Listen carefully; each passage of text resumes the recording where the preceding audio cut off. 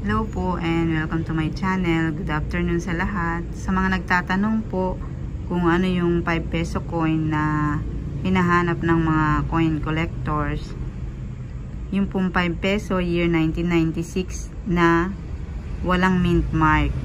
5 peso year 1996 walang mint mark. Saka po 5 peso year 1998 na may mint mark. Yun po, sana alam natin kung ano yung mint mark. Ito po yung mint mark.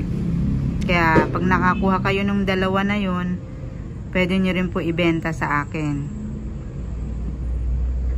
5 peso coin 1996 walang mint mark, 5 peso coin 1998 na may mint mark. Yan po, sana po malinaw. Yun po yung mga hinahanap ng coin collector sa 5 peso coin. Hindi po basta 1996 or basta 1998.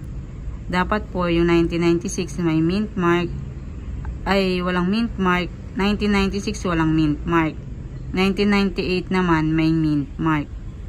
Kasi marami po yung 98 na walang mint mark. Kukunti yung 98 na may mint mark. Ganon din po sa 1996 na 5 peso coin. Yung pong 1996 na walang mint mark, kukunti po yun. Karamihan po ng 5 peso 1996 ay may mint mark. Yun po, sana po malinaw.